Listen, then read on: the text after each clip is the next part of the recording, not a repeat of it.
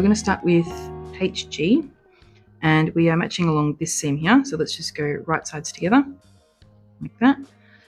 And we're going to be matching up some whatever matching points we've got. And in this case, it's these two corners on both sides. Okay, so this is where I get my pins out first.